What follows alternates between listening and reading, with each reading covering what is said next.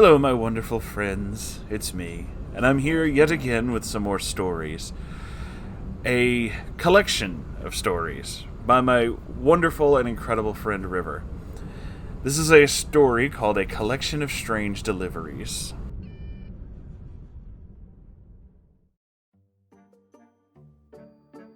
Hello, Moon, my dear friend who doesn't give himself enough credit considering how wonderful he is. No, you stop. Come on. And hello to this beautiful family that I am so honored to be a part of. That makes two of us. I hope that today and every day finds you well. Usually I'd have one shorter story to tell you, but today I have a few that I hope that you'll enjoy. One of them isn't mine, but I'm told I was allowed to share it here.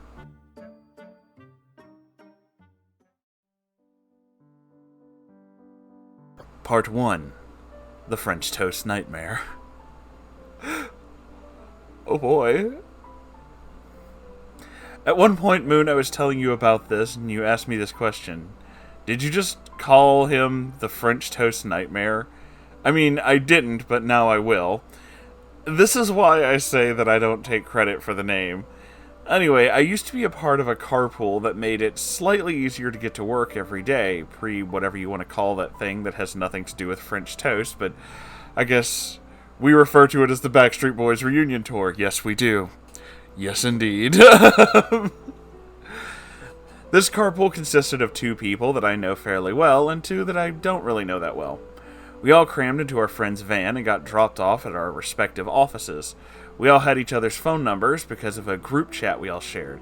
If someone didn't need to be picked up that day, or needed to ask to be picked up elsewhere, we all had each other's backs. It was a good arrangement. One of the people I didn't know well was a man who was around 10 years older than me. Not unusual, but I know it sounds weird when I word it like that. He liked to act as though his level of maturity was higher than his age. It most definitely was not. He didn't speak much because he was told that he'd have to be kicked out of the carpool if he kept commenting on people's appearances inappropriately. Ew. He was picked up before I was, so he knew where I lived and he had my phone number. You see where I'm going with this? Well, I didn't. One day at around 3 a.m., I was awake on voice with all you lovely people when I got a notification that someone was downstairs and had a delivery for me, but I didn't order anything. It was French toast. I don't know where it came from. I mean, I guess that's okay. It wasn't great. I'm not necessarily turning down French toast. I don't know why French toast. I spoke French a few times in the car and sometimes put French music on, but French toast isn't French. The method isn't even really French. This thing that we call French actually confuses people who are actually French. I'll get a little off track with that, but anyway, this happened more than once.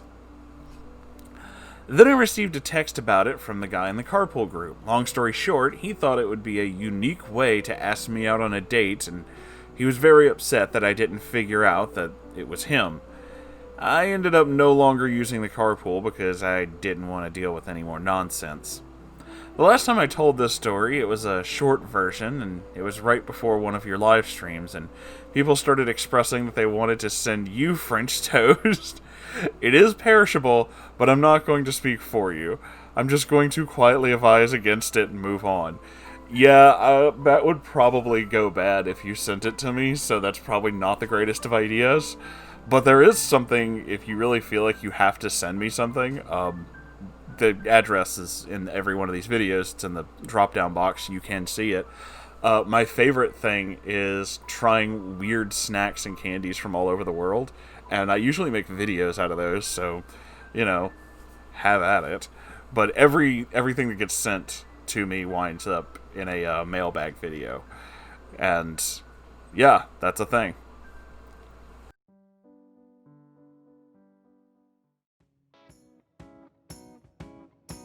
Part 2. Is it delivery? Well, sort of. My wonderful girlfriend is an essential worker, and one of her jobs right now is in food service. She's an incredible person, and some of you know because you have spoken to her. It's possible, though, that you've not seen this particular side of her. We went on a trip together recently and actually spent my birthday together, which, after the last 2 birthdays I had, was really, really nice. While our birthdays may not mean much to us individually, I love her birthday because the day she came into being means a lot more to me, and she loves my birthday for the same reason. Aw, that's really sweet. We're a sappy, lovey-dovey kind of couple, but we are multifaceted individuals. A couple days before my birthday, we're having coffee together, and she's telling me this story. She received a phone call from a customer who requested an order for delivery. After taking down his address, she discovered 2 things. The address was outside of delivery range for the restaurant, and it was very close to her best friend's house. Because of this, she knew where the house was, because it's on her way home. So as I'm sure you're all able to gather, it's a bad idea to, after learning that the house is outside of the delivery range, the customer to just say, "Oh, fuck you." While my first instinct as her significant other would be to yell at this man, I much prefer her tactic. She typed up a note, printed it out, and then said, "Fuck you," and she put that in his mailbox. That is diabolical. I love it. That's fantastic. Sounds like the kind of shit I would do. Ah, that's wonderful.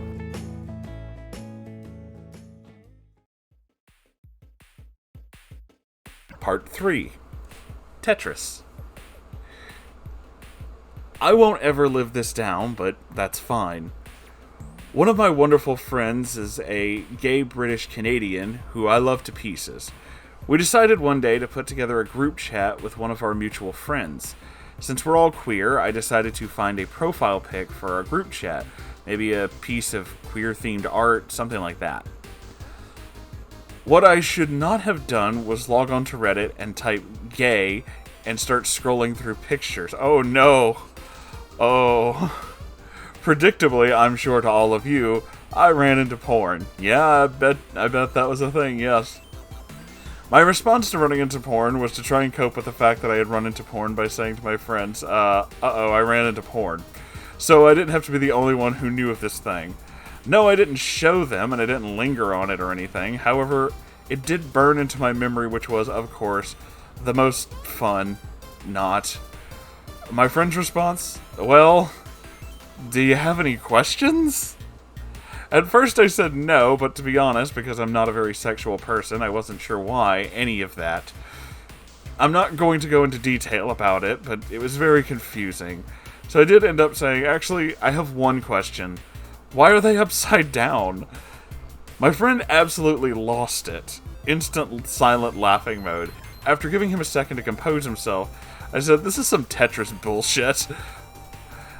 Then I told Moon what happened, and he responded by telling me that I have magical adventures, and you really do. To be fair, I still don't understand why they were upside down, but I've decided I don't think I want to know.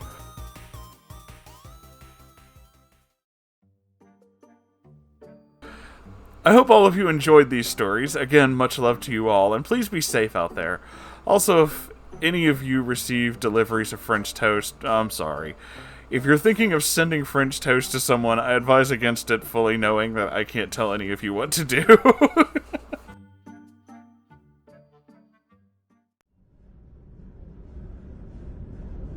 That is a wonderful collection of strange stories, River, and you do have wonderfully magical adventures. I really like that. I've always had, in my life, my whole family more or less has had this, where it's like, we have this kind of mentality that if anything weird could happen, it'll probably happen while we're around, and that is usually true. There's just always something going on. It's always something strange, something weird, but now I realize it's not just us, and that it seems to be spreading the more and more of you guys hang out with me. The more weird shit just kind of happens around us, and I mean, personally, I think it's pretty great. I think it's hilarious, and I love all of you. But, you know, that's just me. Yeah, the French toast thing is I remember that story because it really caught me off guard. I was not expecting, of all things, someone to just send you breakfast foods at like 2 in the morning.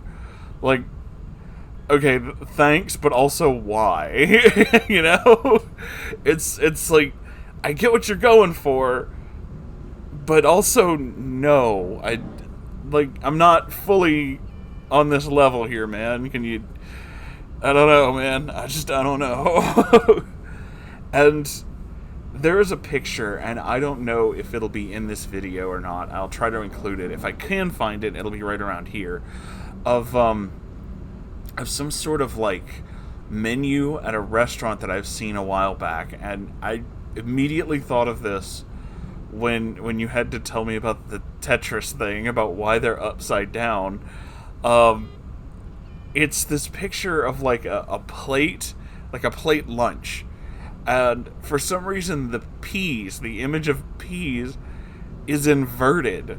Like, it's literally as if somebody took that image and just flipped it. But for no reason. Like, it doesn't make any sense that the peas are upside down. They just are. And you can kind of tell just by looking at them.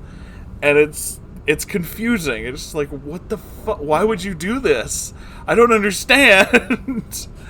And yeah, that's all I can think of anytime you tell me about that. And it's like, why are they upside down? It's like, why are a lot of things upside down? I honestly don't know.